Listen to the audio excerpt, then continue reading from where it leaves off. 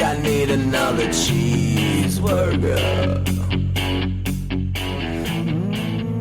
Look, we're entitled to our opinions, even if we don't know what the fuck we're talking about. The middle class holes. You know, staying on brand with the middle class holes. Your old boys' dogs are barking today. I was out in the field, put in a real 8 hours, pulled some low voltage cabling with some fellow coworkers of mine. Nice. Great. All right. Managing That's right. the project, hands on. Good for you, buddy.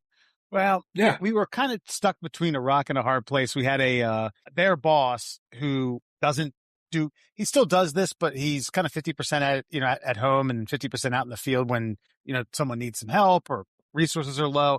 He got into a ATV accident and hurt his shoulder, and this needed to get done by Friday. And I was like, look, it's in DC. It's at George Washington University. You tell me what to do and I'll do it. Like, just picture me as the junior of juniors, my first day on the job, and just tell me, pull that right there, make that go that way. It was okay. It's fine. I mean, it was work. I'll give him that. Yeah. I am much more of a humble man. Yeah. Cool. Yeah. Everybody feels good about being a blue collar worker for a day. Do it all week long, buddy, and then see what happens. I saw a great TikTok. And I was thinking of like Sarah, because she of course blew out her ACL, and it was like, blue collar workers are always hurt. They just adjust how they do things. And it's true. Like you hurt your knee. It's like, shit, I gotta go tomorrow. So you just put a brace on and you just limp, and then you limp for 5 years, and and then after those 5 years, that's just how you walk now. It's just a never-ending cascade of bodily injuries and Band-Aids moving forward. I was talking to, first of all, these two guys, they're in their 20s. There was another guy helping who had this job like 5 years ago, but he happened to be in the area. It's his wheelhouse. He came up, he owned a business as low voltage contractor. And he was like, I'll come by to supervise as well. And couple that with the fact that it's a building at George Washington University. It's like 100 some odd years old. So cable pathways weren't in the design when they started, constructing this fucking massive hall. But they're in their 20s. They're single. They enjoy traveling. They get a per diem when they travel. It's like $75 a day to eat. So if you don't spend that, you get to pocket the money. There's a prevailing wage, meaning it depends upon like labor rates of the union in the area. And they're like, this isn't forever. I obviously, but I enjoy what I do. And, this is climbing my way up the economic food chain. But I don't know where I was going to go with that. I mean, that was it. Oh, yeah. You talk about workplace injuries. The lead had probably went on a dozen different like falls and spills. He told me a job that I managed in New Orleans like a month ago where his head went through some drywall. And I was like, this wasn't a practical joke, was it? And he's like, you think I put my head through fucking drywall as a joke? I was like, okay, all right. My bad. Definitely didn't grow up in Cecil County. Understood. Gotcha, buddy. You don't know what a good practical joke is. Okay. Yeah, I'll tell you, one day on that ladder, so I feel much like Bill Murray in Caddyshack, except my nemesis right now is two raccoons. We've got these mature grapevines that go over the pergola on our patio, which, very nice thing to be, I can say. Yeah. Okay. It's like an archway, like a wooden archway with like vines growing on it. Like a square, like literally like an easy up, but like it's like slats of wood that make the shade. Gotcha.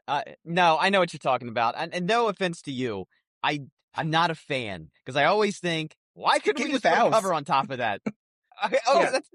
That's fine.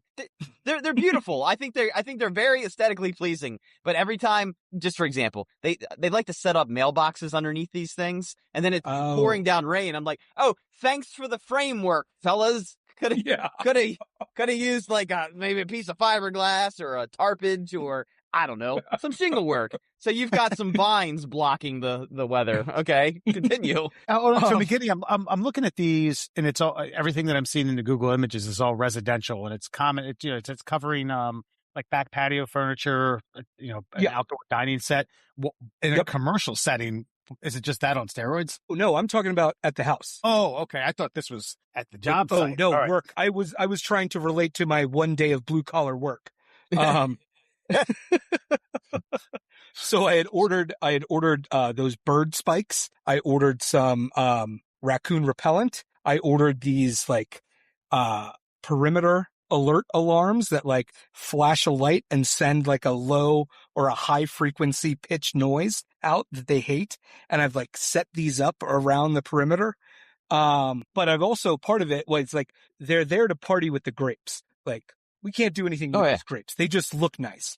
And like, I got to pick them all down because the dogs will get them, right? And you can't have the dogs eating grapes. But then we also can't have the fucking raccoons partying it up on the roof because they're shitting everywhere.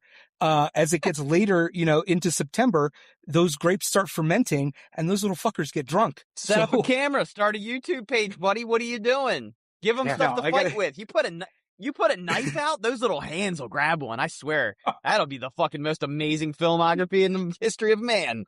I can't have sweet little Shouty facing off with one of these little bastards. So I'm up there. I'm picking all these grapes. I'm setting all these little Home Alone traps up. And I'm like, I was like, man, have I been out here? I was like, oh, it's only been 3 hours. I was like, sure, I'm tired, boss. Could use a union break. Yeah. It was a quick 5. But, I got michelada in one hand, Camel Crush in the other. Felt like I was right back in Maryland. Yeah. Listen, if you're going to be in a union, join like a state, like a county government or a state government union. We will see the guys that are driving around, the town that I work in, and it like 3, I guess they get off at like 4. So about 3:30, you will start to see the white trucks with the emblem on the side driving about 15 miles an hour everywhere around town. They will not crack 20. They are going to drive for the last thing they're going to do is going to take them 30 minutes to get there, 5 minutes to mark what needs to be done tomorrow, and another 15 minutes to drive 2 miles back to the fucking station. I always laugh and applaud at the same time. But speaking of raccoons, though, I remember I had to deliver to this guy's house, and this guy, he's obviously seen some shit probably back in the early 70s, maybe the late 60s, and he had set up a tripwire across his driveway with a 22 shell on the other end, and when you tripped it, pow! It sounded like you got shot. I thought I died one day delivering a package to this guy's door. He's like, for the raccoons. I was like, the raccoons, huh? He's like, yeah, the raccoons. And that was all I got from him after I shit my pants with a 22 shell going off about, 3 feet from my fucking ear. Hey, buddy, do you have an extra pair of underwear by chance? No worries, it's okay. It's not for me, it's for the raccoons. Yeah, once they poop themselves. You had mentioned bird spikes. Is that what you were putting up bird spikes on this pergola? Yeah. So, okay. Cause, I was looking, I got up on the ladder and like we even called, a pest control person out to come survey the area and give us a estimate. And of course, this estimate was almost $6,000, and it didn't even include like trapping and getting rid of the raccoons. It was just to like clean up the raccoon shit. Cause apparently it carries roundworm and they have like special chemicals. And I was like, I've got bleach and boiling water. So yeah. Well, an easy raccoon trap, because they want to grab shiny objects, you ball up a piece of foil and you put it through a hole that they can only reach into, but if they make a fist, they can't reach out. They'll stay there yelling, screaming, hissing at you because they won't let go of what's in their hand. And then you just put a trash can over top of them and scoop them away. Wow. Look at that. See, for the cost of aluminum foil and a rubber trash can, God, you had years worth of entertainment. Years. Yeah. They'll reach in, they'll grab it, they'll go, and just scream at you because they want their little fucking shiny ball. Well, the reason I brought up the lesson for us all. That's right. God, I got to see this. I'm going to tee one up on YouTube. We could do an impromptu break it down if you want. Our legal counsel who lives in New York City. Murph, have you ever been to his apartment? No. The only time we stayed in that multi-million-dollar fucking, like whatever that thing was, like when we went to the so I've never seen where our legal counsel actually resides. Yeah, that was a bit of the taste of the finer things. Our our legal counsel's cousin married into extreme wealth, and her father-in-law owned multiple brownstones on 88th Street. And we got to stay the night in one 5-bedroomer. I was like, man, this is New York. This is pretty good. It's pretty nice. I could do New York. Yeah, I could figure this out. So, yeah, me and old Remy Jolin were like, listen, we're sleeping together. You know that, right? Like, it's fine. So yeah, we shared a bed in a multi-million-dollar building. Yes. So Adam, he has two. I want to say it's 2 or 3 windows that go out to. It's not okay. It's not a balcony. You can stand on it if you want to tempt fate. It's a structure. But he has tried, because apparently they had pigeon and bird problems for a long time, and it's basically anywhere a bird could land, you have to put bird strips or bird spikes. Yeah. And it's so polluted with bird. It looks like a World War I trench. It is absolutely, I was like, damn, dude, like, is there any concrete to be seen out here? He's like, those fuckers, they get everywhere. They get everywhere. I spent hundreds of dollars on those things. It's like, God damn, good for you, I guess. No, I got the low pros. I got the low profile Johns. They're actually sharp plastic, because I wasn't going to pay the extra for steel I don't want to hurt these fuckers. I just want them gone. Right. So it's like sharp, there's sharp conical, strips, and I just put them up on top. And, cause you could see where they were hanging out, by where they were shitting. And I'm like, tap, tap, tap, or screw gun, and, they don't chill there anymore. And grape season's almost over. You don't know about legendary, actually, we do have a wine region here in, Colorado. So really? The Western Slope. Yeah. I've been here 12 years. I've never been out there. Have you dabbled in the wine? Any good? Anything worth noting? Here in Colorado? Yeah, there's some decent red blends. Also well-known lavender region over on the Western Slope, but it's kind of like how they can grow wine in Virginia. It's like, it gets a lot of sun. It's just big and open. And then, I'll say things like terroir to sound like I know what I'm saying. But, the earth out there is supposed to be good on the other side of the Rockies. It's high of elevation. It's decent wine. Just go burn that lavender field to the ground. Does anybody really like the smell of lavender? I mean, it's a nice color. Yeah. Why? It's like the cilantro of smells. You don't like cilantro? No, I mean, I like cilantro more than I like lavender. Lavender's got like some weird, like, perfumey thing that just stays in your fucking sinuses for too long. It's just, I feel like it's one of those things that some guy was like, we got to convince people this shit smells good. And then mission accomplished, great marketing campaign, and then just grew lavender everywhere. Fucking asshole. There you have it. Well, if you have any good bird spike stories, email us at tickletourtummies@gmail.com. Let us know how that construction went. Middle class holes, everyone. Foxman Murr, old Raleigh joining us tonight. So I know we're all Orioles fans, and I don't like to turn this into an Orioles podcast, but sometimes it lends itself to bigger and better discussions. I was at the Orioles game last night. I was sitting in left field. I saw Pete Alonso hit the home run. I went ape shit. The guy behind me damn near wore about 4 ounces of my beer. Good thing it was in a can. And then what proceeded after that, or soon thereafter, was a shit show by Major League Baseball. An absolute fucking shit show. All home runs are reviewed, so you don't have to throw a challenge. You don't have to piss away a challenge. It's a compliment, or a complimentary breakfast served to you by Major League Baseball. How the fuck did they get that wrong? I wanted to ask you guys the same question, because it's obviously the decision in my mind is a political decision, and I will give you the floor and I'll come back to you. It's, unfortunately, we're in this era where everything is, everybody's like, oh, what's up with that? And like the last 2-3 seasons of football, everybody's been like, oh, it's rigged. And the NBA, everybody's been complaining about that since we were young watching the NBA. And lo and behold, there was an actual scandal with the refs, right? So it's like nobody, and everything going on in government and around the world, nobody trusts anything anymore. And like, we're seeing like people lie to our face every day. It's like, come on, like, get this call right. This is a very obvious thing. Like you can't play it just because it's what are we doing a Yankees thing? Are we doing a political thing for the Yankees? Like who's on the Yankees these days? Mine comes down to, of course, the reason you can't get rid of umpires and these guys is because they're in a union and they don't like to rat on each other. And it's like, oh, Billy Bob over there, he said it was a foul ball. And even though the camera says it was fair, we got to stick by Billy Bob because this wasn't an official team challenge. This is we look at it a few times, we talk about it, and we stick by our guys. And that's the political call. That's the one I'm getting at. It's like, because there's no way. Okay, I didn't think of that. There's no way they get on the phone to like New York and like, all right, you guys looking at the same thing we're seeing? Yeah, what do you? New York's not making the call. This is a call by the referees and umpires on the field.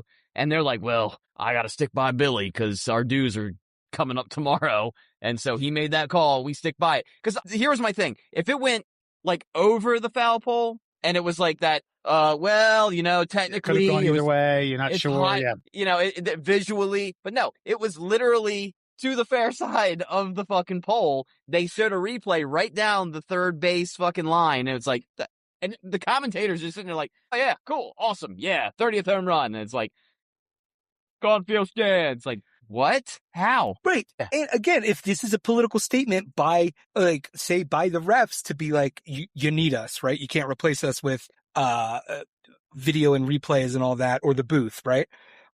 Still, that's an obvious call to make, or a dumb way to make a statement. Thousands of people watching live, thousands of people watching at home. Like, this isn't like a maybe, like you said, like blatant. Yeah. Now it was audacious. I mean, sitting where I was, Yankee fans even around me being like, wow, they're not going to overturn this. This is taking a long time. I mean, that's pretty fucking obvious. I mean, it gets to back. Okay. We have the technology to make the right call. I want to say it's not all the time, but I'm going to say about 99 point, so whatever decimal you want after that or whatever numerical value after that decimal point. Because again, there are some times where, tie goes to the runner, or was he down, or did he make a football move, or things like that.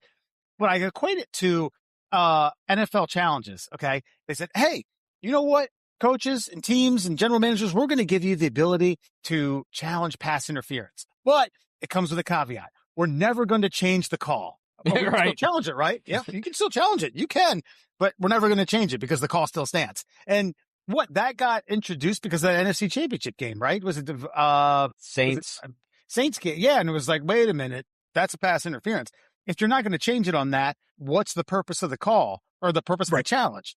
Right. Which happened last night before our eyes. Now, look, it's a game in August that probably is going to be chalked up as relatively inconsequential, but I think the bigger picture is, if we can get it right, why the fuck are we doing this? Why are we sitting around?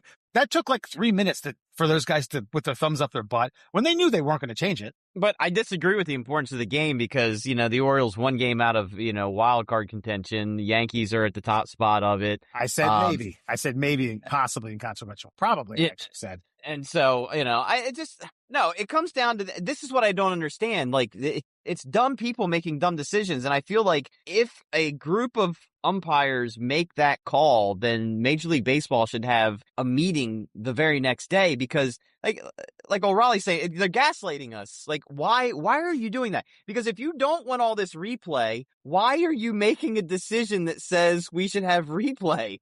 Why, if you don't want me to be replaced, why are you making replaceable calls? Because I do think it's that good old boy system of, well, we don't want to overturn one of our own. We don't want to show him up. It's like, yeah, but then you show up all the guys on the field that are making the calls by sticking up for the one guy who fucked up. That was a reasonable fuck up. This is what I'm like. Sure. Okay, if you're standing literally from an angle, I don't know, 10 degrees to the foul side of the pole, it probably looked like a foul ball. Fine, make the call. You're right. From your angle. Look at it again. Oh, I had the wrong angle. My bad. Right. But do they okay. It's a system. I was trying to track this in my mind. Do extra points and field goals get fucked up ever? What do you mean? Because there are instances where the ball is traveling high enough on a shorter field goal where it goes like pretty much over the foul or the pylon or not pylon Upright. upright extension, extension, and you don't have a laser or some sort of apparatus to detect whether or not it did go inside or out. But how often does that happen? And two, I just don't think I recall. Maybe once it was Tucker had that game winner against the Patriots and Belichick thought it was a missed field goal and came out and got in the ref's face. That's one that I could think of in thousands and thousands of these attempts. And this home run call last night was pretty fucking easy to get. Well, I will say, at least in football, like the refs are standing like directly underneath, you know what I mean? They're looking straight up. And as long as they're actually, paying attention, unlike a few of our fine men in blue in Major League Baseball, then they generally get it right. There's, and because, I think the one with Tucker was like, it was over top, like literally coming straight overhead. And they were like, well, I'm thinking John Madden speaking in my head. Well, it was more of the football this side or this side. If it was more of this side, it's good. If it's more of this side, it's not good. And so that's it's kind of a judgment call at that point. And you can understand at that point, though, if they call it one way or the other. This is just like, did ball go this side or this side? Didn't even hit it. Yeah. It literally went to the proper side. Yeah. A major bungle. And obviously, yes, we are Orioles fans, but and so sure, more upset than you would be. But I think this greater discussion about you're trying to have it one way to defend your boys, but that's actually it's making it worse. It's making it worse, and nobody likes the refs anyway. Yeah, this isn't going to help. No, and this was a national story because I saw tons of videos today. One, we're sitting here calling it an Orioles game, but we know it was a Yankees game, so it gives it a little more clout. The three together, and it was just so egregious that like it's unavoidable. Like it has to be discussed. So like we're not even like the outlier on this thing. This is just basically. Right. This is up to date. So don't stop it's the same thing with the WNBA right now, by the way. Like, why are the referees becoming the storylines of any game ever? It just seems like in recent years, NFL, WNBA, I'll give the NBA referees some credit. They kind of started minding their P's and Q's ever since they almost destroyed a multi-billion-dollar organization with their fucking shenanigans behind the scenes. But everybody else seems to be fucking up left and right and making the storyline about the officiating and not about the fucking game. Yeah. Right. The best refs, the best officials, I always, as a boxing fan, the best refs are the ones that are inconsequential. There's no story about them with an early stoppage or a point deduction or something like that. That's egregious. So, anyway, it was a bummer. It was a piss. Hey, we're going to get to this. Raleigh, I don't even have to cut this from the podcast. You want to shift a little bit to your right. Sure. We got to get you center. Oh, the OCD in this one up here. A little to your left. A little. Yeah, just a tick. Right there. You are. Wow. Yeah. All right. You'll make editing so much easier. That's right. Yes, right there. It's good. You split the uprights with this one. Oh, all right. So this came in, man. I want to say a week too late. It was just early on in the week. And for those of you who have any inkling of what goes on in the world, you've probably heard of this. But Burr, I think within 15 seconds of me finding this, I was like, "Oh, okay. I'm sending it to him. I'm sending it to him." I was actually reading the story on the shitter at work when you texted it to me. I was and that's why I was able to send you back the picture of who I would just throw in as the ringleader because I don't know what this guy's ethnicity is. He's not 100% white. He's got a very Puerto Rican kind of curly hair. Yeah, a little lighter skin than you, O'Ral, but definitely looks like he could either be in a Goodfellas movie or starring in something in South Central Los Angeles. But he looks like the guy that you would just pin the whole operation on, and they should. I think who you're talking about is Agostino Abatiello. That sounds about right. And his good friend Thomas Robinson. Two Penn State universities are the center of a cocaine trafficking ring bust, leading to charges against 14 people, authorities announced on Monday. According to Pennsylvania Office of Attorney General, the cocaine was cut and packaged primarily at the Delta Upsilon and Sigma Chi fraternity houses before it was distributed mostly to other Penn State students. So two Penn State fraternities working in cahoots, which is That's weird to me, but I guess when there's money and drugs involved, you'll kick down a few borders to work together. By the way, Delta Upsilon, McGinney, that name rings true. We attempted to become a DU chapter many moons ago. So yeah, I think 13 people were charged, were Penn State students added around the time of the alleged drug trafficking ring from 2023 to 2024. Prosecutor said the 14th defendant, Thomas Robinson's father, is accused of trying to conceal evidence and obstruct the investigation. So the dad caught wind of it and was like, "Hey man, I got to protect my baby boy." The plot goes on and on. The one thing is they involve the pledges, which came to a shock of some people. Listen, folks, pledges do the dirty work. Yeah. You want to earn these letters? You want to earn these letters? That shocked me in no way, like in no way at all, because and as somebody who never joined and just witnessed the debauchery that was occurring around me, I was just like, Jesus Christ. Like, because part of it, the deniability too, because once they become brothers, then you could decide whether they're cool or not. And you could just tell them, like, that was all flour, guys. We wanted to see if anybody would rat us out, and none of you are rats. And we love you, we appreciate you, and we're glad to welcome you into the brotherhood of Delta, Delta, Delta. That's right. Sorority. Lambda, lambda, lambda. That's what I was going for. Yeah. And Omega Mu. To your point, yeah, were they letting these guys in on it like week one? Or is this more of like a Hell Week sort of thing? Or like, you know, like that's pretty, I don't know, trustworthy? Or is coke just so prevalent is coke just so everywhere at, you know, a school like Penn State that like everyone's like, cool, you mean we get to keep some of this too? Yeah, all right. I'll do whatever you want. I think it was probably, to answer your question, O'Reilly, I think it was more of like a salesman type thing. Like you hit your number, you're in. You all don't get in at the same time. Girl Scout cookies? Yeah, that's right. Fundraising is a very important part of, philanthropy. It's a very, very important part. And, you're learning sales, you're fluffing that resume, getting ready for Wall Street. They're getting real world experience out here. There's all kinds of, they call it a practicum, self-study. I took away two major things from this news story. One, it just goes to show you that the profitability and, let's be honest, fun that comes along with the drug of cocaine, that two fraternities were willing to work in set unison. aside their differences. That's right. That's right. It's such a highly territorial thing, such as Greek life. Yeah. And while you and I were in the same fraternity, we partied with other fraternities together. But when it came time to, like, I don't know what, rub shoulders and collectively do something as a unit, no, God, I don't have anything to do with those guys. Listen, come to our house parties. We'll come to yours. We'll see each other at the bar. We'll cheers, yada, yada. We're probably Eskimo brothers at some point. No big deal. Secondly, but there's a little bit of tension at all times. Always.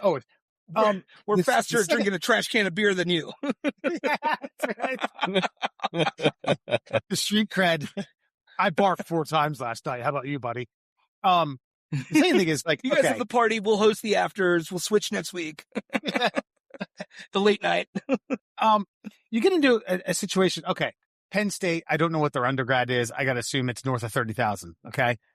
A state school like that, you have a ton of people from out of state who are paying out of state tuition. There's a lot of money involved. Come on, folks. Listen, I'm not saying these people didn't need to be arrested. I'm not saying that these people don't need to be prosecuted. You did bad things. You pay the consequences. But cocaine in college, are we that shocked? Shocked? Especially after they've started to put the squeeze on Adderall. You want these kids to fucking pass their exams or not? You want GPAs or not? By the way, the latest on it came out today is the reason they were able to avoid any suspicion for so long. They weren't accepting cash. They're accepting Cash App and Venmo and all the electronic payment plans. And so they weren't able to, but they weren't able to find, because there was no cash being exchanged. Like the only thing they were running. And look, I see the picture looking back at me in the old screen right here. They weren't exactly matching a profile of high level fucking drug dealing in America. You got sophomores and, No, you got white boys at a white boy college going around doing, slanging some shit. and I text Wes back after he sent it to me, like sometimes what do you want to call it? Protest groups, they pick the wrong subject matter, or they're grasping at straws for why this is an injustice. If I was any organization that protects the rights of people of color, I am going to this trial every day. You know how many people of color have been put in jail for life for cocaine distribution? And now you've got some Penn State white boys up here doing the same thing. So this is going to do one of two things. This is either going to cause a civil war on the East Coast, or it's going to reform drug laws in America. I wouldn't be surprised if somehow we legalize cocaine, because this story is going to get so big. And like Wes said, cocaine on a college campus? What did you expect? That's Comrade Murr. I'm just saying, man. Like, I can smell the fucking tea leaves in the air. I don't have to look at the cup to read them. You know what I mean? Like, this is how these things go, and I get it. And it's probably going to be an injustice. I don't think the shock was so much the cocaine on the college campus. I think the shock was the assembly line and workforce that was put into the organization. You know, like what Goodfellas, that guy bought his wife a fur coat. So, you know, somebody's probably buying girls Uggs left and right, and they're getting a little flashy, too many quarter zips on the quad. People are looking. Yeah. People are looking. You know, you monogrammed that polo. So must be going good over there. Also, I think update, did you guys hear, they were selling to one of the athletic directors or somebody who worked like shocked again. Shocked. Let me also 42,822 undergrad on the main campus. So not a small population. 44, almost 43,000. Gotcha. Yeah. That also doesn't include grad students. You know, I mean, let's be honest. 1 year after post grad, you don't give up everything that's fun.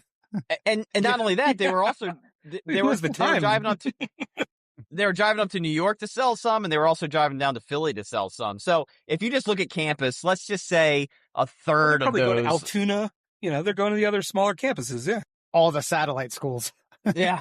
You got, but right there in your own backyard, you probably got about 15,000 people who are wanting to buy cocaine from you on campus. And then you travel outside of that. I mean, the organization of it, if I was the attorney for these guys, the first thing I would say is, how many fentanyl deaths did we have at Penn State during their time in operation? And you know what I mean? These kids were getting bad drugs that were coming up from south of the border because Joe Biden couldn't close it. And you know what was coming in. And these boys decided they were going to save their friends' lives by manufacturing pure Colombian marching powder in the basements of their fraternity houses to save lives, not to make money. Yes, money was a consequence of their actions, but it was not the reason they started this in the first place. You should look at your own morality in the mirror before you judge ours. Yeah. To quote one of our favorite legendary movies, Animal House, we need the dues. I was going to do a hyperbolic Johnny Cochran and say, if the bill don't fit, you must have quit. Yeah. This is, by the way, I found this particular tidbit to be funny. There were other names outside of Agostino and Thomas Robinson, also a Mohammed Harabi and a Lars Ziepfat, who are also have felony charges, including corruption of organization, conspiracy, and dealing to proceeds in unlawful activity, yada yada. But that's not the tidbit I wanted to get at. On Rico. Delta Upsilon has been placed on interim suspension, of course, soon to be permanent, or I don't know, some sort of probationary suspension. Kind of depends upon how much money they want to give the university. This one I found funny. Penn State does not recognize Sigma Chi as an organization and operates outside the university's oversight. McGinney, we have experience with that. Our organization, or drinking club, acted outside of Frostburg State's social, Buena Vista Social Club. We called ourselves a bowling club. The bowling team. So, to backtrack a little bit on what I said for two fraternities acting in cahoots in this, it was one, and they were like, hey, redheaded stepchild, no one gives a shit about you. Do you want to get in on this? Yeah. So they had like 3 levels of plausible deniability. We get the unofficials, and then we get the pledges involved. That's all right. One of these kids is gonna end up using this as his thesis for his business degree. Yeah. The names have been changed to protect victims, but somebody's going to use this, and Wolf of Wall Street himself right up there. I do want to see the final numbers after the DEA finally tallies everything up and figures out what all the code words and the Venmos actually stood for. I feel bad for Dad in this situation because obviously Dad figured it out. What are you going to do? I mean, seriously, what are you going to do? You're the dad. You going to turn in your son and everyone he knows and the entire, everyone's college career being completely kaput? What are you going to do? I mean, I'd like to see what actions he took. Did he start helping them, or did he start saying, let's wind this thing down, buddy? I think he just started snorting it all. Yeah. Yes. Okay. This is an interesting aspect I had not thought of. Is he like the dad, in Blow? Is he, does he just want his son to be happy, right? Does he just want to help his son no matter how awful that mother was, from Blow? Right. R.I.P. Ray Liotta.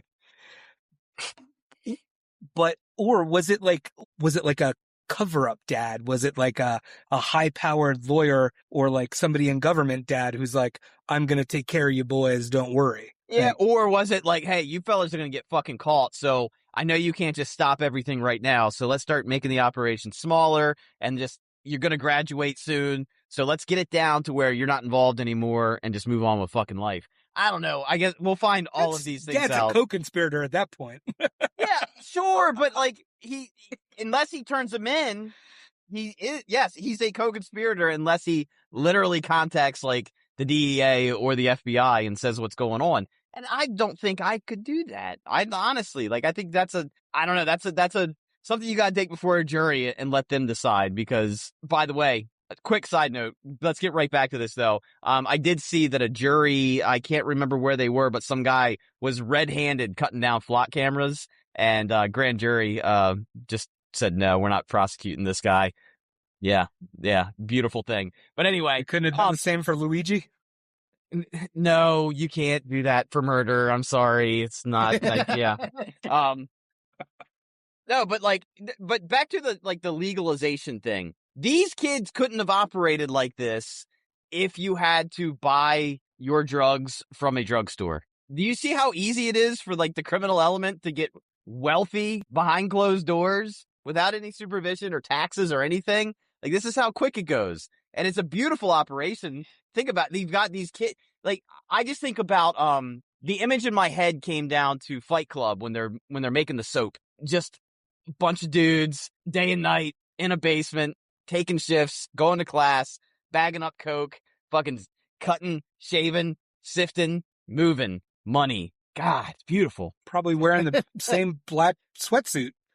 Yeah, on the legalization tip, it's at some point it's going to be lame, right? It's go to the store and get it, like cigs. Kids will find it lame eventually, I guess. Maybe not, probably not. But we saw that in when I first moved here to Denver, Colorado, I was living in the burbs, taking the train into the city or light rail into the city, and some guy came up to me at the light rail station and he was like, "Want to buy some weed?" And I was like, he's like, "Yeah." I go, "Bud, we're in Denver. There's stores, there's corner stores to go and get this. I'm not going to buy from some dude at the train station. Are you kidding me?" Not that not that I'm even a weed guy. But I was like, go to what your options are. Go to a store where you have a bud tender, lay everything out. And they're like, "What are you looking for today? Can we give you the Egyptian musk or the, grape Skittles, Fruity Pebbles, or old Frankie at the train station with the backpack. Hey, come here, guy." Yeah. No, you're going to go to the store. Or some kid, or a fraternity brother on Penn State, someone you might know. Yeah. That's a nice quarter zip. Yeah, I trust that guy. Trusted resource. No, Yeah. I've thought about this a lot, like with, if we're worried about like the poisoning of people and fentanyl and worried about continuing to fund drug cartels, people who are bad that like guns and like to shoot people for profit, like why not take all the power away from them? And how embarrassed, there's probably college kids that would still want to do cocaine, but would be very embarrassed to go to Walgreens to get it. So they probably just wouldn't do it anymore. Or they've got an allotment and they can't get wrapped up in it anymore. And there's definitely no fentanyl in it because there's a pharmacist fucking working night and day to keep the supply up in the stock room. Yeah. You know, I don't know, man. want to see like 5 years from now, a movie come out where it shows the grassroots of this. You know what I mean? It's one guy at the fraternity house doing it and dealing a little bit. And like, man, this is really good. You should sell this. Yeah. Yeah. Then he cuts a profit and then everyone else wants in and everyone else wants in. And before you know it, they've gotten in over your heads. This is what it is. It's 21, 22, 20-year-olds just biting off more than they could chew, in my opinion. It could be a good montage. Yeah. Yeah. By the way, the dad of the dad that we had spoken about is the father of Thomas Robinson, of course, not the other ones. Well, Thomas Robinson's dad was like, I got a reputation to uphold. Yeah. Yeah. Well, it makes me wonder too, like, how much you making? So this student loan's going to be paid off last week. All right. Oh, well, I guess we were going to wrap that bit up. Murr, listen, I had a long day. My feet hurt. I want to get smarter.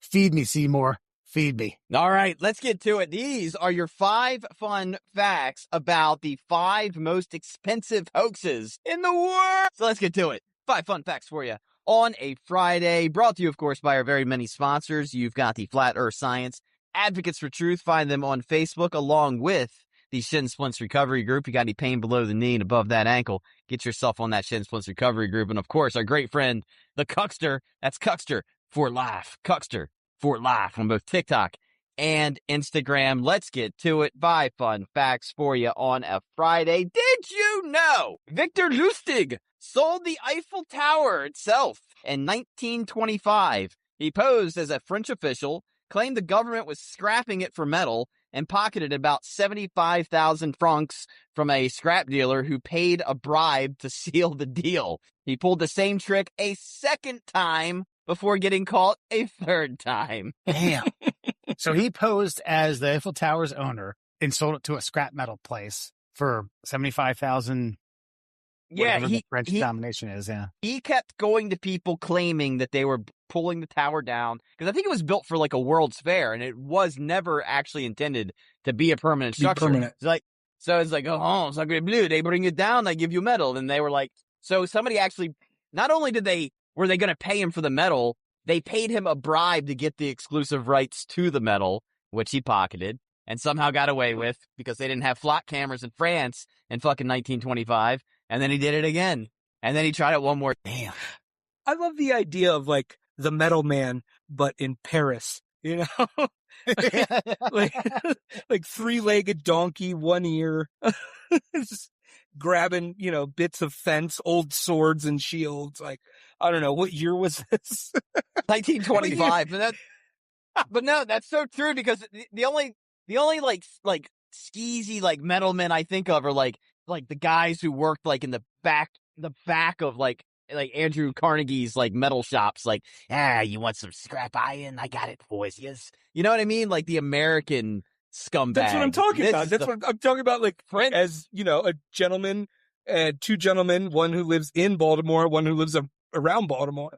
I'm talking about the scrap collectors, and we've got them out here too. The junk man. But just a French version. Yeah, like wearing a beret, smoking a Parliament, one eye. Yeah. Taking ship parts. I don't know.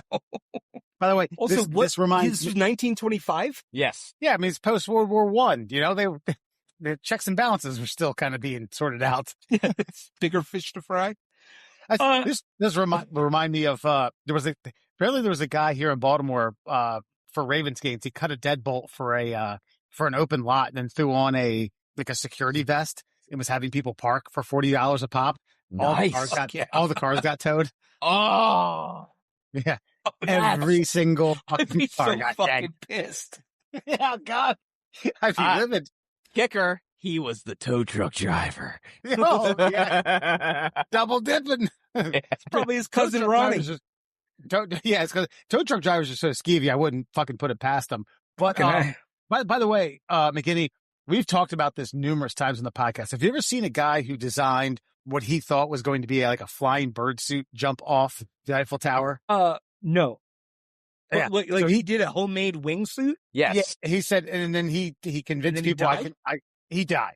He Yes. died, and there's film of it, and it's from like 1903. No, I think it might be even from like late 1800s. There was some guy trying to move a steady hand, trying to capture fucking film. Yeah. Oh, so an actual like wingsuit, not like somebody who's like, oh, I found this old nylon. I'm going to make one of the squirrel suits like today. Like when people actually like do that shit. Have you ever seen like the original black and white TV Batman? That's what this guy looked like. It was just, and he holds his arms out, and you would think there would be a moment. Here you go. There might even be a moment of glide. There's no moment of glide. Oh, So it's like- that's a robe. Yeah, it's multiple robes. Ric Flair would be proud. Here's the ground video. It's the sleeve of the And wizard. Yeah, and you can even the video. The photos don't do it justice. The video, Murray, I've showed you. Remember, he kind of looked over. He's like, "Oh, I think I made a mistake." Yes. Well, all the press is here. Better give it a go. And he died. No, it's a lot like Evel Knievel before he tried to jump Snake River, like, or the Snake Canyon. He literally is like, fuck it. All these people showed up, like, almost like I don't have a choice. Like, no, Evil, you have a choice. You don't More have like to Wile pull E. that fucking lever. Coyote. Yeah. No, Evel Knievel. There's like, they were filming a documentary about it while he was doing it, and he's like, I don't know, man, this shit ain't gonna work, but fuck it, they're all here, I'm gonna go. Like, Jesus Christ, and then decides to break every fucking bone in his body for shits and giggles. Oh shit! Oh yeah. Oh, you didn't know that? No, I'm more of a Super Dave Osborne kind of guy. I had you coined as a Spanky Spangler guy. That's fine. Well, did you know Alves de Reis in Portugal, also in 1925, he forged documents to convince a top London printer to produce 200,000 genuine 500 escudo banknotes. He dumped them into the economy, which was nearly 1% of the country's GOP, and nearly wrecked the entire banking system. I just feel like back in the day, we'll include 1925 and back in the day, like this was like prime time for like hoaxsters and hucksters and scammers and snake oil salesmen, because like all you had to do was go 100 miles away and nobody's ever heard of you. You pull the same thing again. Like, you don't even have to be like a Frank Abagnale to like do it. You just be like, oh yeah, this old tower, that's mine, right? Like, oh, these banknotes, very real. Like, well, it almost crashes. It almost crashed a banking system. That's crazy. Yeah. Dumping 1% of an entire country's GDP into inflation. I don't even know what the percentage of inflation that would cause. And it makes me wonder what exactly the hoax was, though. I mean, obviously he convinced that part of the hoax is he convincing someone to actually print real money to dump into the market. But was he betting on like the crash of an economy, or like, I'll sell everything now that I own, and then when this falls apart, I'll be the richest man in town? You know what I mean? Oh, I thought he was just making bills and circulating more bills for more people. I thought it was like a Robin Hood situation. Yeah. Here's a couple thousand. Here's a couple thousand. And I can't imagine 1925 things are real tight around the Portugal mint, right? Yeah, that's a good point. But like, you bring up something I've always fantasized about, McGetty, not in a weird sexual way, but like imagine like somebody like somebody like David Blaine ended up on North Sentinel Island and performing his magic. Like, all of a sudden he is the leader of the nation. You know what I mean? Imagine now you're like, no, but like 1925, and maybe thinking of like, what's the Christopher Nolan movie with Christian Bale and Hugh Jackman, the magician thing, The Prestige. Like, oh, love it. imagine you had like a twin brother and you were like a snake oil salesman and like one of you had like some bad acne and one of you didn't. Like, I just rub this on this man right here. Ah, look, instantaneously. And a big puff of smoke goes off. He's cured. Imagine the money you would fucking make, man. Yeah. Yeah. And even though, speaking of cocaine, I think, most of those snake oils were mostly cocaine and high proof alcohol. I'm kind of thinking of like, what was it? There Will Be Blood with Daniel Day-Lewis. Yeah. I'm not saying like ruining an entire nation's economy or, their currency, but that was a lot of that was built on semi-lies, right? I can get oil right here, right in your backyard. Yeah. I will drink your milkshake. Oh. It's a real feel-good movie, tell you. Yeah. Showing up to someone's 1920s bowling alley that they built in their house. I was like, you know what I haven't, like, this is a while ago. I was like, you know what I haven't seen in a while? There Will Be Blood. Amazing actors, amazing movie. Let's throw this on. Watch some nice cinema. Halfway through, I'm just like blanket wrapped around me. Like things are rough. Yeah. No, Not a feel good story. There's some movies you gotta be in a mood for, and that's not always one of them. It's a mood ruiner.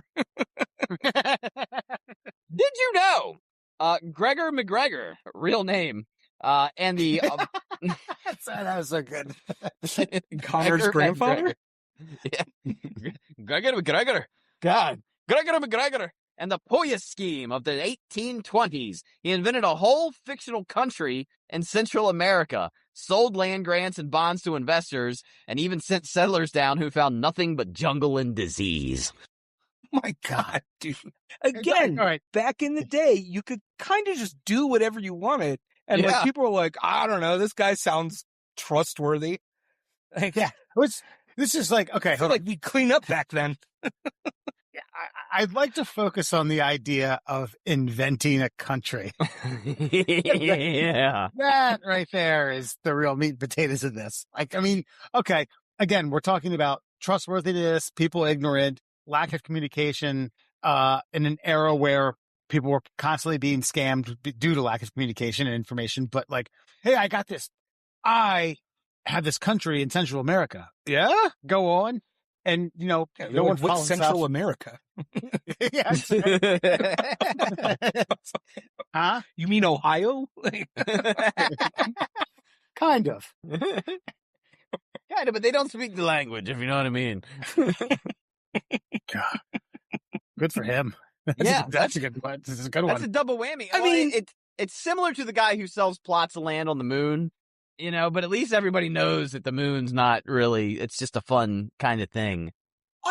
Let's bring it up to modern times. Like that, the plot on the moon, somebody's like, oh, I got you a star for your birthday. Like, who's in charge of those scams? Also, good on you. Good on you. Yeah. You're the first one to think of that. But at least they're transparent about it. I mean, my favorite one, which is apparently actually legit, is you can buy like a 1 foot by 1 foot square of land in Scotland to become a lord. So I remember those commercials on podcasts. Did that turn out to be real? Yeah, apparently there's some guy that just owns like a huge, like a bunch of farmland. It's like, yeah, sure, you can own 1 square foot of my fucking property because no one's gonna go claim it. You know what I mean? But by owning land in Scotland, you become a lady or a lord. So it's a fun title just to have. And that's cool. That's a movie in the works too, right? Like some asshole from fucking Big Knuckle, Arkansas shows up to claim his fucking square. Well, it's funny you bring that up because my parents did the whole family a solid like years ago, and we all have our grave plots already. And my thought process is, well, don't we kind of own the land? Like, don't I have like a 6 foot by 4 foot plot out in this cemetery? So can I go sell hot dogs in the summer? Like, just set up a fucking cart, just raging the lot. Yeah, because I think they do the church softball games like right out there. So like, why not just go set up like a hot dog stand and like, do you have a permit? I don't need one. These hot dogs aren't to die for. I missed the last probably 45 seconds of communication. My headphones just went kaput. So I had to switch them off. I'm setting up I a heard hot hot dog dogs. stand. On my grave plot that my family already owns out in West Nottingham. Nice. I think you only get the under the ground. You don't get the surface level. Ooh, okay. All right. So We'll you have to work out the details, but you know, Places- I'm no McGregor. By the way, you want to talk about like, and this is even like an ultimate scam. Sarah and I put in an offer on a house that is has what is known as ground rent. Ground rent? So you own the property, but the ground that it lays on is still entrusted to the old the old UK. Wait, the United Kingdom still owns the land that your house will be on? Yeah. Now it's Wait, so are you a $66 sovereign year. nation? Possibly. I don't know. It's $66 a year, or you can just buy it out when you pay for the house. Oh, what are you gonna do? We're gonna buy it out. It's like $1,000. Okay, You get all right. diplomatic immunity? I was gonna say, yeah. Are you squatting in the UK somehow? Yeah. You got dual That would be citizenship? a good band name. Squatting in the UK. No, that's in Russia where they do that. All right, you have to hold tight with me on this one because old Grok threw me for several loops on Han Vermeeren. So, did you know Han van Meegeren in the 1930s and 40s painted Frank Vermeers? If you don't know, Vermeers was the Dutch painter from the 1600s who created Girl with the Pearl Earring. Meegeren painted fakes so convincingly that museums bought his artwork, but so did Hermann Göring. Fortunately for him, if you sell a national treasure to a Nazi, you get put to death after World War II. He made millions of dollars, but he had to prove his innocence. So, in order to do so, he was forced to paint live in court to prove that he was capable of the forgeries, which he did, and he did not hang by the neck. Yeah, when you're doing what you love, you never work a day in your life, I guess, right? I love forging paintings. I gotta hand it to him though. You know, when you're underneath the microscope or the crosshairs, or in this case, some sort of noose around the neck, and you can perform, or don't get stage fright. And I got to keep those brush strokes straight. Yeah, and you rock out and perform before a judge and jury, and it saved your life. No. Yeah, because I mean, I think what people don't realize too is, especially like during like World War II, like all this art was just getting, people were grabbing it and just shoving it in places so it didn't get destroyed. And then Homeboy's like, Apparently, Vermeer's only painted like 36 paintings his entire life, so they're super valuable. And so the fact that he was able to be like, this one was in a church down the road. It was bombed, and I've got it. Would you like to buy it? And unfortunately, he sold it to a Nazi himself, and almost met his own demise. Again, I think we're talking about back in the day when you could scheme, scam, scallywag everybody around. You got to roll with the punches, and you gotta take your licks when it happens. So it's like, you want to make some easy money off fake paintings? You're gonna have to risk a hanging now and then, right? But I think of the inspiration, like the great painters, especially like during the Enlightenment and everything, they had to like feel inside their bones in order to create these artworks. I mean, yes, you're right. Being executed for crimes against humanity is pretty inspirational. But like in your jail cell, and you're like, all right, what am I painting for these fuckers today? You can't. Girl with the earring, man behind bars. Like, what are you painting? And to be able to do it at the highest level in order to save your ass, that's almost more impressive. That's more impressive than conning people out of millions of dollars. Wait a minute. You mean to tell me this painting behind me isn't the original one done by Tommy DeVito's mom? That's not the one from Goodfellas? God, I want to sue. It's beautiful either way. And finally, and I think this is my favorite one of the bunch here. Did you know Cardiff Giant, his real name, in 1869? Oh, shit. I fucked up. Start over. Here we go. Did you know George Hall carved a 10-foot petrified man known as the Cardiff Giant out of gypsum? He then buried it Then he discovered it.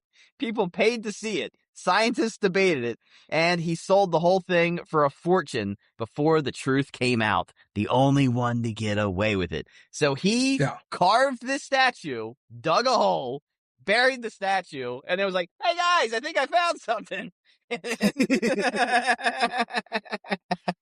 Again, back in the day, do whatever you want. Get away with it. It's like P.T. Barnum status. I've heard of the Cardiff Giant before, and that's like right up there with like, you know, like the Fiji Mermaid, and, you know, the P.T. Barnum, like the, you know, the freak show or whatever, sideshow, stuff, right? It's like half of it, like people want to believe, people want to go to be wowed, right? Sure. But then, but also a lot of it's your friends and neighbors, right? Like old Donnie from down the block.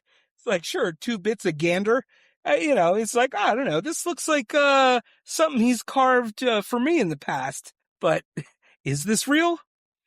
Like, yeah, but if you carve it out of like something like gypsum, like it's kind of, especially pre-carbon dating, like it's kind of hard to be like, that's a fake. I don't know. Like that's beautiful. I've wanted to do this, just like in my own woods with like some kind of like UFO thing. You know what I mean? Like, because the people who want to believe are gonna believe, even if you try to prove them wrong. Just like the flat earthers, you can present them evidence. They don't care. They're invested. So you get the investors down with that too.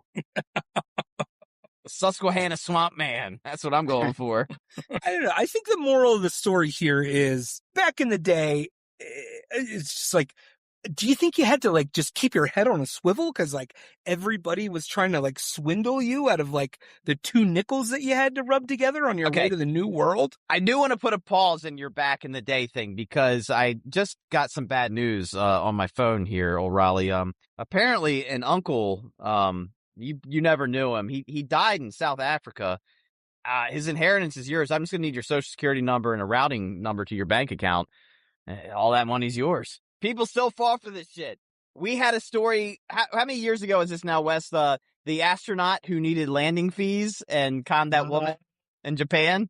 Circa 2023, I believe. Yeah.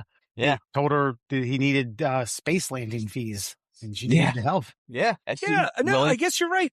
Historically, like if you want to focus on the ones that are going down today, especially, you know, with the elderly, like it's preying on vulnerable, lonely people, which takes all the fun out of it, I guess. Well, and then I can't remember her name, but that female Steve Jobs lady that claimed that like she could spin your blood and cure everything. And she talked like this for some reason and wore turtlenecks. And yeah, the turtlenecks, they're a little too tight. Like scams still happen. Bernie Madoff, like, you know, I mean, no. These are like, yes, I understand scams still happen. I get 20 fucking calls a day about it, but like, at least like it's a little more whimsical. You know, back then when they're like, sure, here's a made up country, or here's a statue, or a petrified man. Not like, I forged the fucking FedEx website, and now I've got your identity stolen. Like, but yes, I guess it still sucks to go all the way to Central America in 1906, on the word of some guy you met in a pub. So yeah, I guess, maybe a little, just times are different. You're right. I'm back around here. Let's go bid on Dream Home. Let's bid on Dream Home, Nancy. And then, you can get poison darts through the fucking neck by some fucking natives. Yeah. Not a good day. No, you get strangled by a boa. And that, my friends, is your Fun Fact Friday. Good hoaxes. Tonight on Before You Go, a man arrested after dressing as Grim Reaper on hospital roof and staring at his patients. That's right. The 26-year-old man was fined 200 pounds by magistrates. So the 26-year-old man has been arrested after dressing up as a Grim Reaper and climbing on the roof of a Welsh hospital to stare at staff and visitors. North Wales Police and North Wales Fire and Rescue Services were called after the man dressed in a black hooded outfit was seen overlooking the entrance at, Murray, you told me not to read it, but I'm going to, Yisbeth Glan Quoud Hospital at St. Asbest, Denbighshire on Saturday, June 6th. So, I mean, we talked earlier about a good practical joke. Is this just a good practical joke gone wrong, gone too far? I don't even. Funny. I don't even think it went too far enough. He wasn't in the hospital. He's it's a little different if he's like walking in people's rooms, you know? Maybe it's he's looking for his car in the parking deck. Right. That's fair, trespassing, maybe. But, like, is it in poor taste? Yes. Oh, for sure. But is it worth 200 pounds? Maybe. I think so. I do think so. But no, imagine, like, you broke your leg and you're being wheeled in. You look up, it's hilarious. Comedy is subjective. Now, if Grammy chokes on a dog treat because she was trying to feed Pee-Pee with her teeth, like, all right, maybe you're going to be a little sad. You know what I mean? Like, but that's a good fucking joke, man. I don't care. I don't think comedy should be put to punishment. I equate this. You know the guy who dresses up as a plant and scares people when they're walking? Yeah.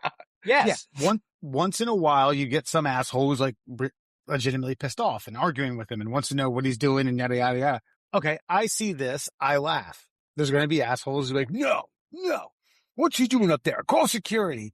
And what really just boils down to people not, taking life way too seriously, not being able to take it, have a sense of humor.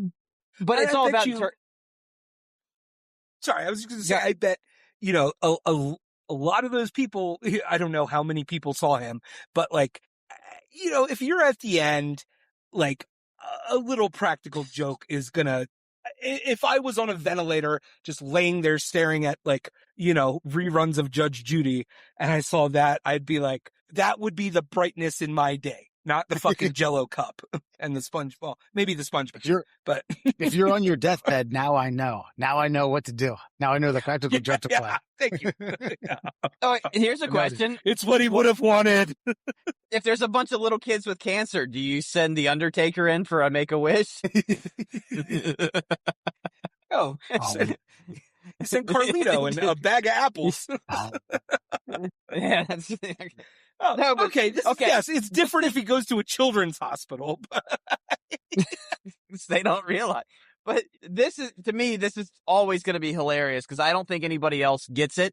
And I don't know, some people at work said I'm an asshole for thinking this, but 2 places at Halloween they like to decorate. There's the hospice place, and they always put like little ghosts outside. I was like, are those future self-portraits of the patients? And then the other one is the it's like what is it? The little Einstein's place.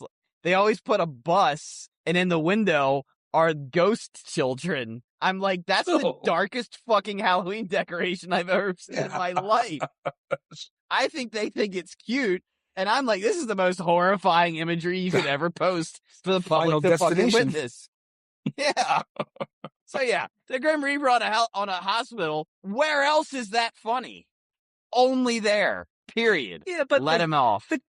The classic sheet and like 2 holes for eyes ghost, always going to be adorable. Now you got to watch out for the sheet with the 1 hole. Dangerous. Unless you're Jewish. That's a good time. I do wonder if maybe if he had dressed up more like again, this is the photo. Look, hold on. Given the world that we live, this is the best one we could get. That's beautiful right there. I mean, that's great. That's the best use of grainy security footage ever. I've never wanted nothing to be in 4K less. I guess I just wanted to see more Bill and Ted's Bogus Journey. I just want to see more of that. Did he paint his face? Right. Like that's at this point, that's just a fucking robe. That's just I mean, he could just say, I'm low effort. I'm now disappointed.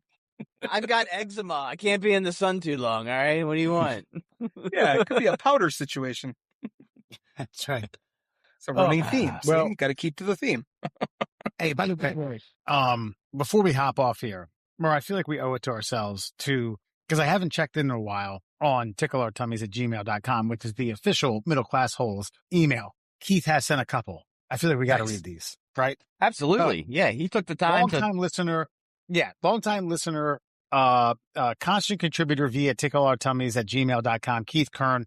We appreciate it. I'm going to read these as these come in. So this is dated back in May 4th. That's on me. Hello, boys. I was hearing I was hearing your stories each week. I was interested when one of the hosts was asking completely hypothetical question about a father introducing the son to adult content. I'm sure the host was assuming the son was of legal age because they would never discuss potential acts that could be considered contributing to the delinquency of a minor. So, remember, I think this had to do with you and William, and maybe they're just talking about porn. Possibly. No, I've never introduced him to any kind of. You haven't. We were talking about the possibility of it. Like, how's that conversation going to go? Well, son. I think I was talking about so back in the day, I'm trying to drag some memories out of my fucking hardening brain cells here. I think I was talking about how back in the day, we had the JCPenney magazine, right? And so it was a more innocent way. And now you've got, so yeah. Right. There's something it's we romanticize finding an old Playboy and there's the soft lighting and, a chiffon curtain and it's cheeky, but now it's just yes. And so I think I was talking about how listen, buddy, I know you're going to be looking for this stuff. Here's what I'd like you to watch. And it's a little bit of some barely legal softcore stuff and leading him down that path, which could be considered contributing to the delinquency of a minor. But it could also be a dad trying to keep him from watching a banana, inverted banana split. You know what I mean? I thought you were going to say some classics, like a Debbie Does Dallas, son, you got to know, as a film buff, you got to know the classics, or right. as a storyteller, you want one with a plot, but no, you went straight to Barely Legal. Yeah, it's the first example I could think of. Yeah. Hey, here's a copy of Porky's. Enjoy, classic. See? By the way, he goes on to say, side note about building codes and inspections. These are needed to make sure the work is being done safely and prevent visitors or future occupants of the home or office from being killed by the previous dumbass owners who didn't want to pay for the inspection fees. Shove that up your fun facts. Don't recall the context, but yeah. By the way, he did send another one. July 29th. So only, 3 weeks-ish out. So I feel a little bit guilty about detailing a longtime listener's contribution to the show. Hey, fellas, hope you're enjoying your summer. Have you read the diaries leaked from our savior of the world, Dr. Fauci? I was thinking back some of those COVID day shows, and Murr seemed to catch a lot of gruff from the co-hosts, myself and Alan. We've learned a lot about COVID over the years, since I was curious if anyone ever acknowledged that some of those crazy right-wing conspiracies were actually accurate. I love bashing his wild business ideas. I felt the need to stick up for him for this one once and for all. Thank you, Keith. I genuinely mean this, Keith.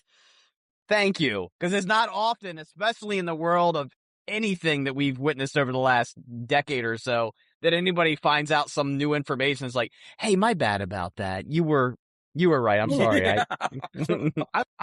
I'm curious as to what you would throw into the pool as a wild right-wing conspiracy. Revolving around COVID. See, this is the thing, is I'm so fucking gun shy. I don't even want to say the one thing, but I don't think. Okay, hold on. Let me, because I don't think the Wuhan leak is a right-wing conspiracy.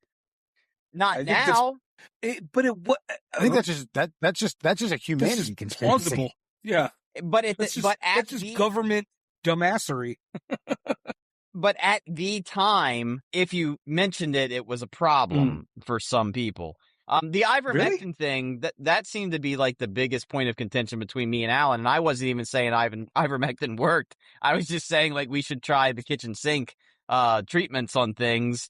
And, the whole Joe Rogan horse paste, da-da-da-da-da. That one was just the contentious back and forth of where I felt I was on my heels. I'm not saying it works. I'm saying, why not try everything if we don't know what works and that doesn't hurt you? So that one, to me, that specific episode, I don't know. You probably remember that a little bit, Wes. But they did try it and it doesn't work. But I'm not going down to Murdoch's to, but at the time at the time we had the conversation, it Sure. was not, it had not been studied yet. And my whole point was whether it works or doesn't work, there's legitimate scientists out there saying that this is a potential prophylactic, so let's give it a go. And then I was like, Mr. Fauci says it will never work, and you are a fucking moron with low IQ. See, like, yeah, I sometimes think this is like not recency bias, but more like regional bias when they want to point the finger to Fauci. Fauci's one of like hundreds of people like him in other countries. He's Absolutely. just the figurehead. Wes is making my point. And I don't like it doesn't necessarily like pointing to something like ivermectin where the manufacturer was telling you, no, don't use this to treat COVID. Where that's just where I sometimes draw the line on like right wing conspiracy. Like, hey, we're the right wing. We're promoting or suggesting these things, and if you deny it, you're telling us this is like, oh, it's coming from the right. We don't want to hear it. Like, I looked at a lot of this stuff just as like a public health thing. It doesn't have to be right or left. No, you're right. But but at the time, anybody who introduced an argument that was anything but vaccination was considered that. And I mean like Democrats, like that were scientists that had alternative perspectives on this were then labeled right-wing conspiracists. And that was a legitimate thing that happened. And, you know, they have since, quote unquote, been vindicated, but only been vindicated amongst the people that they got sidelined to, not amongst the people who actually sidelined them. Does that make sense? Sure. Yeah. I agree. I agree with that. And so, yeah, you know, listen, I hold no grudges. It was a weird topsy-turvy time, and I just hope we all learned something from it. But as far as Fauci being like, yes, one of, I'm not going to say millions, but one of hundreds of people in that similar position, I think because he's the American and the Americans have the money for science and development and such, like he's almost like this cartel leader or this mob boss that's like, we're not going to say that. We're going to say this. He's like the Trump of the medical community. And so, sure. Well, he's the face. He's, you know, somebody's got to be the face. And when you're the face, sometimes you're the fall guy. But I think it's not even that he's the fall guy. I think it's like he was actually up to some fucking, I'm not going to say criminal enterprise, but I'm going to say criminal enterprise with how these things were shaken out. I mean, look, yeah, I'm not like defending any individuals here, but it's I think overall, like, we've got systemic issues when, like, you know, we already got those labs in Ukraine. That was a conspiracy until it wasn't, right? Yeah. And it's like the lab in Wuhan. It's like, why, you know, it's just like we got 500 bases all around the world, and then it's like, oh, in addition to that, we've got germ, you know, research facilities in like gray areas all over. Like, it's just not great to begin with, right? I don't. Well, sorry.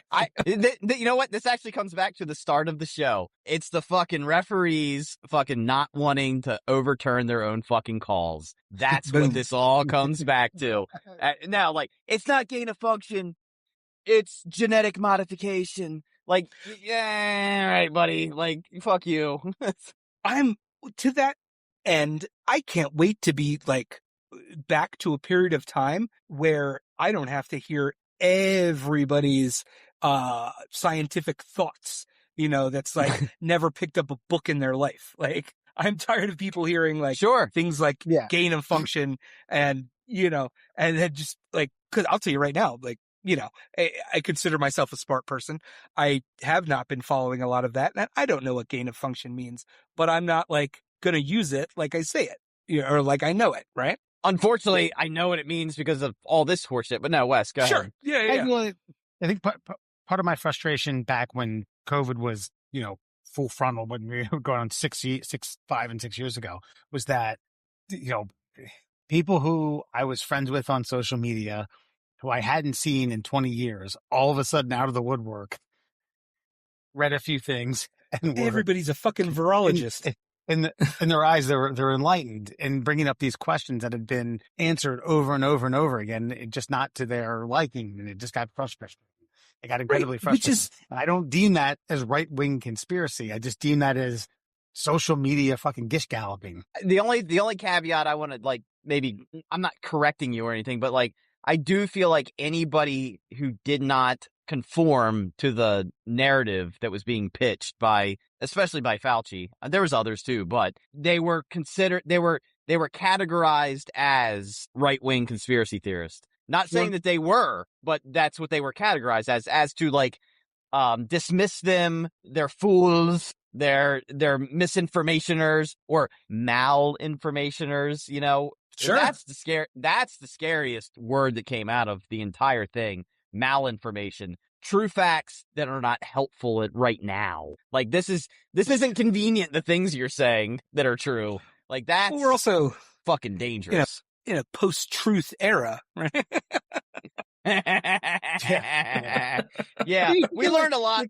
I hope we learned a lot about ourselves through that. I'm not holding any grudges. I'm not grabbing a pitchfork and a torch. Sure. But listen, go back and listen to some of those. I was coming at, you know what I'm saying? Like, I had to go back and look at the transcripts. I do believe there was one where you said the vaccine was causing cancer. I didn't say that.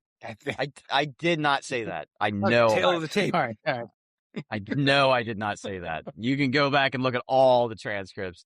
I would never have said that. I've always been in the bucket of skepticism of what was being told by any side. Like, so I would have never said causes cancer. Like, here's another thing with my frustration is that, okay, we go to the round table and you want to draw up like where the skepticism lies. Okay.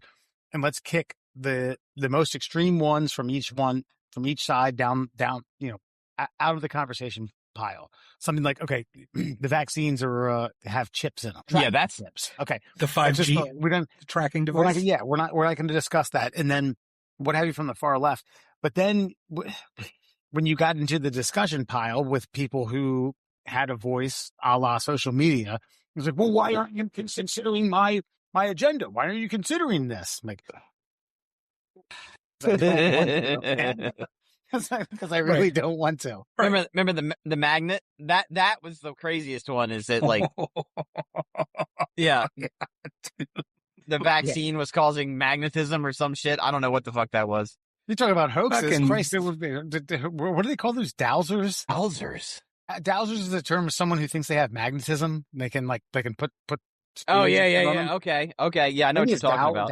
Dowsers. I think it's Some people have sticky skin. That's what that is. That's all it is. I mean, some ethnicities are oilier than others, and some people have an oily skin base, and things will stick to them temporarily. But yeah, no. But the whole like, watch this spoon sticks to my left arm where I got the shot. Like, Jesus Christ. So, and that's why we don't have to listen to everybody's opinion. Yes, 100%. But I mean, I do think. This is my final conspiracy.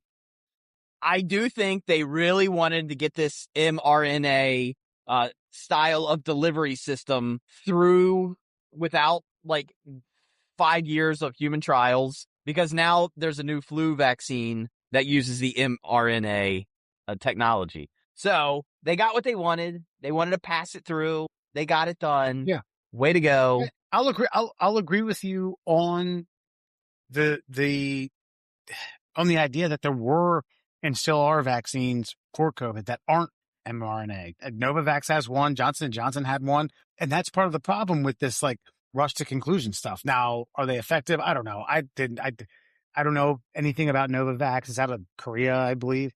I know the Johnson & Johnson one was wildly ineffective, but like some of this could have been cured with a lot of common sense, and we were all stuck in our houses, and common sense kind of eluded us because, at least for my own anecdotal experience, I was drinking heavily. I was having Bloody Mary contests every day. How could I get one more piece of garnish on there? Get a little Vienna sausage here, a piece of bacon there, listen. a crab leg there. Here's what I'll say. The pandemic, I profited from the pandemic because I'm not kidding, because of the essential worker that I was. I never missed a paycheck. I was never laid off. Apparently this deadly killer wasn't enough to stop the mail service. So I had to go in every day. By the way, I did get the vaccine and 1 booster, so I had 3 shots. I also got the government checks that came in. So like, I just made money. My life didn't change except for having to wear a gaiter over my face that apparently was never intended to work in the first place. So, but I think that's the folly that we need to study and look at moving forward and learn from, is that lying because you think it's helpful will eventually make the next thing down the line less effective moving forward.